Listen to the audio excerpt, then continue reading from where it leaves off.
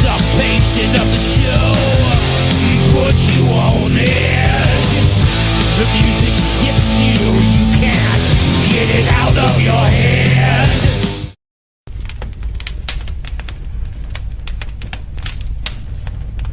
Hello and welcome to FireRock Talk. I'm Tom Collier, the host, and I have Mike, Blast Old Mike, as our co-host, and we have the great Carl Canedy as our guest. How you doing, Carl? It's Carl Canedy from the Rods, and you're listening to FireRock Talk.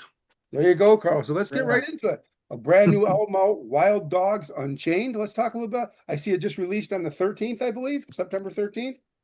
Let's see. Yes, I think it was. Yeah, one of those days. Close enough. That was like one of the iconic album covers in the 80s, the Wild Dogs. So coming back, Wild Dogs Unchained. What a great idea. Let's talk about why you guys came up with that idea. You know, it was originally SPV that came up with it. Ollie Hahn from SPV came up with this idea of let's bring back the dogs and let's bring them back as mechanical. So that's how we did on the Brotherhood of Metal, I believe it was. And then from there, we've decided that we would just stick with it. Like in South America, that image is iconic, not necessarily related to the Rods, like not attached to us per se, but it's a iconic image. So we thought, you know what, that's been our image forever. Everybody identifies the Rods with some type of Cerberus. So we said, let's just do it. Let's go for it. And so there we are with yet another album with the dogs, the little puppies. Great. So a couple ballads on this that were, so I listened to the whole album, and it was Tears for the Innocents and World on Fire, like two ballads, power ballads. Why did the Rods come up with this? I mean, I love it. I mean, it's just a little bit of change of pace for you guys coming and hitting you in the face. Yes, exactly. We've been talking about making this change, more keyboards, more song oriented than, the Rods. We're like, you know what, at this point in our career, we've done so many different things and we've stayed true to ourselves all these years. But David and I have both written songs that were more melodic, more musical. And so we said, let's go for it. I was the one who pushed for the 7-minute World on Fire. Like, let's make it 7 minutes because we've never had a 7-minute Rod song. So I was like, let's make this happen. And and I think Tears for the Innocent will be our third single from the album. The next single coming up is Wild Dogs Unchained. And the third will be Tears for the Innocent. And we really did discuss it. And we just thought, at this point in our career, none of this matters. Like like fans are there. If they love it, great. If they don't, we have to do it for ourselves. And as you know, when you're making records, you have to make it because you love it and believe in it. And then hopefully the fans will find it and agree with it and love it as well. But if not, you can't try to think ahead and like anticipate or guess what they're going to like, because then you're just chasing somebody else's idea of what the song should be. Absolutely. Mike, go ahead. I'm sure you got some questions for Carl. Yeah. You said that it was on SPV? Originally, I think it was Brotherhood of Metal was on SPV. And Ollie Hahn was the one who suggested doing that. And then, so that's what we did that album for SPV. But now the last two have been with Massacre. Oh, Massacre. Okay, cool. Yeah. And now, is this going to be digital and CD, or are you doing limited edition vinyl or anything like that? We have a media pack for the CD, which is unbelievably cool. In fact, I have stuff here. Let me show you. Let me see. I don't see a media pack here, but I have the vinyl. I think it's in 4 or 6. It was black, red, white, splatter. Here's one of the splatter albums. You can see it. Oh, nice. That's beautiful. White, red, black, splatter. I think there are 6, if I'm not mistaken. And then Wow. the digipack, or the media pack, which is just beautiful job. Full colored booklet.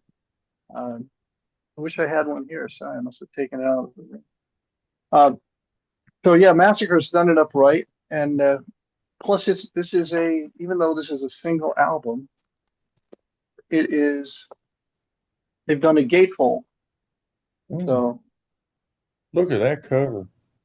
it's a cool cover, I think. Mark That's Rizzo beautiful. once again did it. Um, so the gatefold, lyrics inside. Hopefully, I'm moving it slowly enough. So it's only one album? It's one One album, album? but they did do a gatefold. Is the And seven-minute song actually on the vinyl too? it is. Hmm. Okay, great. Yeah, it's hard to. I know it's hard to get the quality, but we were able to get the quality on the album without compromising. We made it by a handful of seconds. You know, I'm a physical guy. I like physical product, which I know Tom likes physical product too still, and that's what we strive for is to keep physical product, as a thing. And it's cool that you're doing that. A fan of the Rods will buy all six albums, just get all six colors, you know? yeah. No, I mean, I know people are already trying to order all of them. I only have a couple. I think we have white, the splatter, and maybe one other color. But we're waiting for the label to send it to us. But the media pack, I've never seen. They spent some money on the media pack, and Mhm. it's just beautifully done. And my friend who does film, he said that that's been a common thing. They use that for movies. They'll send out a media pack like that with the DVD inside, and then all the information inside the booklet. But beautiful hardcover. So Nice. Carl, let's talk about some videos. Is there going to be some videos for this album? I'm sure there will be. Is any out, or when will they be out? World on Fire video's been out for a while. I think that was released in the middle of August, if I'm not mistaken. So World on Fire is out, and then Wild Dogs Unchained. That video will be released. I wish I had that date sometime soon. I'm not sure. And then somewhere down the line, Tears for the Innocent will be. We've already done the video for that as well. So where did So you shoot the videos? Did you shoot them in the United States, or I know it's a European mhm. label, so you shot the videos over here, correct? We did actually let me think. We have some footage from Sweden. Um, there might be some footage from Australia as well in Wild Dogs Unchained. I haven't seen it in ages because we completed this album, which was supposed to be released January 19th, but the label was going through some changes. So we wound up we wound up sitting on this until just recently. So we turned it in. I know we were in the airport in Australia watching the final edit of Wild Dogs Unchained. So we're talking 11 months ago. So I haven't really seen Wild Dogs Unchained since we signed off on it. Well, let's So talk. Any live shows for the Rods coming up? I'm sure people want to know that. we were talking about doing a show at Rose Hall in around this time, like in October. But because the album is just being released, we decided we would wait until spring and do a show then. And then we'll see what else is coming up, maybe more shows in Europe. But we figured we'd sit tight rather than get out there. I mean, at this point, we're not really interested in doing a lot of just going on the road and grinding it out. I think we've done that too many times. So excuse me. Go ahead, Mike. I'm sure you got something to ask him. So where can people order is Massacre the best place for people to order stuff, or is it better to go to Amazon or someplace like that? I'm hearing that Amazon has it and some people have received it. Now I know that Ron Ray, a good friend Ron Ray, the historian, Syracuse historian, he ordered a from a shop in England, and he just got one of his albums, one or two of them. And so they have that. I know my friend in Paris, when I did his radio show, he had already had it. He sent me pictures of it a couple days before, so he had it a while ago, even before a supposed release. So I'm not really Hmm. sure what's up with it, but I think if you're really looking for it, I would go to Amazon and try to get it there. Now, do you all have a website too that you sell products and stuff from? I do therods.com, and so and we're still getting things up. It's a tedious, time-consuming job, as you all know, and when you're busy, it's it's tough to get them up. I have the images, but uploading them and connecting them so people can purchase it. But I'll get Now, it done. now, if people want to send you something for the three of you to sign, do you all do that, or does it have to be at a concert? Well, that's a really good question. We just had someone ask me a while ago. This was months ago, and it finally showed up. If I send you some CD covers, will you sign them? Will you guys all sign them? And I said, of course. And he sent $5 to return it. So it actually cost $17 to return 3 CD covers. Oh So my God. and he was really cool. He's like, "We'll send you the money." I'm like, "Forget it." But the point is that we're rethinking that now because with the way the tariffs are going and the way the postage is, they're holding things up, and it's astronomical. And you pay, it seems, both ends. So, and Ron Ray was saying that there was a huge tariff on importing the albums, and apparently some can enforce it, some can't. Apparently, there's a loophole because it's audio, so they can slide on the tariffs, but it just depends. And so I don't know.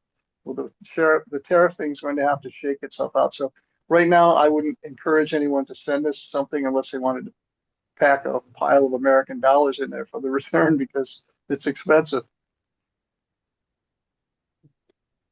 Carl, why don't we talk a little bit about you're an author? You put out a Yeah. couple books. And really, I'm sure the people that watching the show want to know about that. Let's talk a little bit about your two books you put out.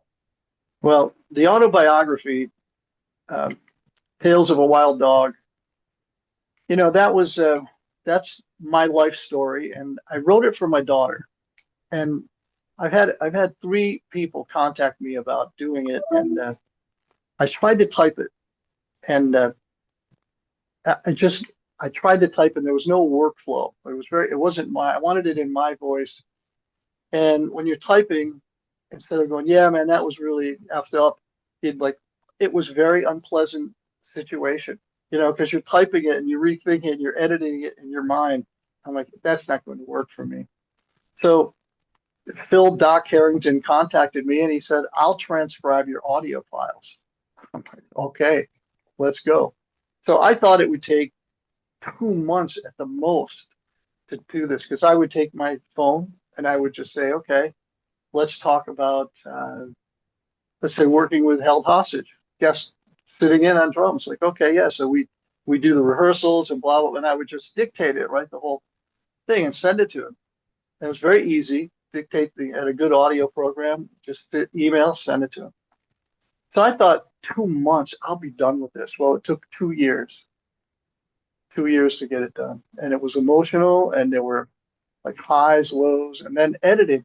We wound up, the book is 235 pages, something like that. And we actually had to edit 180 pages. And then once we came up with the idea, somebody gave us a quote. And then from there, Phil said, Doc's like, hey, that's a great idea. So then we started contacting for each chapter of the bands, because I've produced 45 bands, at least 4 or 5 different albums. He goes, let's contact these people. So I said, that's fine. I don't want to know what they say. I'm not going to read it. And to this day, I have not read anything in my book that people have said, because I said they have carte blanche. They can say I'm the biggest jackass. They can say something nice. I don't care what they say. I won't edit it.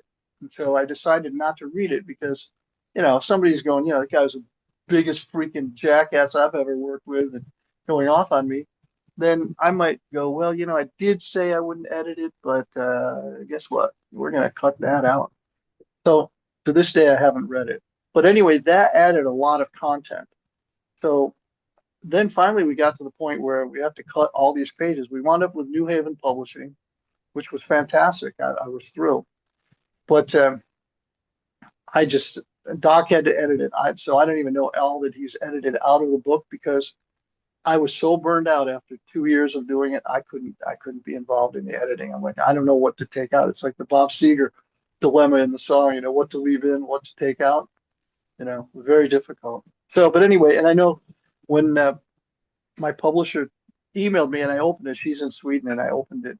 And the email said, congratulations, you're #1 on Amazon's best-selling heavy metal autobiography on Amazon. I was just blown away. It was a long journey. And I wasn't sure it would come out. I wanted the audio files for my daughter because she had said all the time, your childhood was really bad and really rough, and all your stories are so sad. And I didn't want to leave her with that. I'm like, that was a rough start for me early on. But then, I got a set of drums after badgering my mother. I got him at 13, hit the ground running, and everything has been really good ever since. And so I didn't want to leave her with that. So, but I'm glad it's published. And then Doc came to me and said, you should write a children's book based on your life story. And so that I knocked out in an hour. And then he and I refined it and we worked on it together. But that was a really cool journey about my story of at 4.5. My mother took me to a American Legion wedding reception, and I remember this. What is it when the tanks, when you have military equipment, you not dissing whatever, they're no longer in service, whatever, and there was a tank there, decommissioned or whatever. And then inside, I walk in and I see this, like, the low risers, and they have the wrought iron, and there's a little break in the middle of the wrought iron, these old VFW things, little stages. And there's this drum set, red drum set in there. And for me, I was awestruck. It was like white light shone down and like the Alleluia Singers. And from that point on, 4.5, all I wanted, I was obsessed with drums. I didn't know how to play them. I didn't know how they worked. I had no idea about them. I just knew that was my passion. And I didn't get drums till I was 13, although I did get practice pads. And my mother and I moved to California, and she was a single mother. We were poor. There was no way to get drums. She couldn't afford, I barely had drumsticks and a crappy practice pad. And went to California. I wanted to play drums, but everybody played drums already because we got there a little bit late. And so I wanted playing clarinet for a while, and which was not my choice, but I still have it to this day, and my embouchure is pretty good. I can still actually make sound on it, I don't know the notes I'm playing anymore, but I know that I can play it. But anyway, so then when I was 13, I got a set of drums, and like I said, I hit the ground running. And when I think back and doing the book, you start to reminisce about things. And I'm thinking about this first band I was in. Like, I was 13.5. I'd been playing drums for 6 months, and these older guys, I was in the band, and I think like how much they must have sucked so badly to have me as the drummer. Oh my God, it must have been horrible. But I was thrilled, playing with these older guys and playing my drums. Awesome. Excellent. We got about 5 minutes left. Why don't you go ahead, Mike? You got one more for him? Got a question we want to ask him? Because I do, before you say something, before you end, Carl, I do want you to talk about conversations with Carl after he asks this question here. Oh, yeah. But go ahead, Mike. Sorry about that. Go ahead. I just wanted to comment because I feel your pain because I'm in the process of writing a book too about me, and me and Christine have been on this journey for about a year now. And it seems like you don't get very far at all. You just don't get far. But I just want to comment on that. And I wanted to comment, you mentioned that you had produced a lot of bands and stuff. Would you tell some of the people that are watching some of the stuff that you produced they might not have known? You can see, I'll show you over here. There are a lot of bands, some obscure. Oh, where are we going? You see back here, you see the wall that's filled, all the albums. Some of the albums, I shouldn't even say all the albums, some of the albums I produced. And on the floor over here, behind my drums, all lined all the way around on the floor are CDs that haven't been hung up yet. They're framed, but they're not hung up.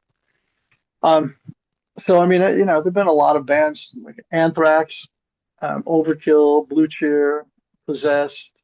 I worked with Tom, held hostage on a couple of songs. Lots of bands. T.T. Quick with Mark Tornillo. So lots of stuff. Excellent. Let's talk about your next venture in life here. You've got a podcast coming up, correct? Conversations with Carl? Conversations with Carl. Well, that's interesting because I had been wanting to do this for a long time. And like a year ago, I got my graphic out and I got things in place to do it. And I just have been so busy this past year. I have a new project that working with Billy Sheehan and the bass player and guitarist, or the guitarist and singer from Canedy, Mike and John Hahn.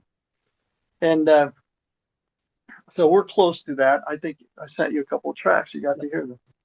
And so I've just been so busy, but you know, like you and I talk and we have great conversations, and my friends I talk with. And I thought, you know what, I just like to memorialize those conversations.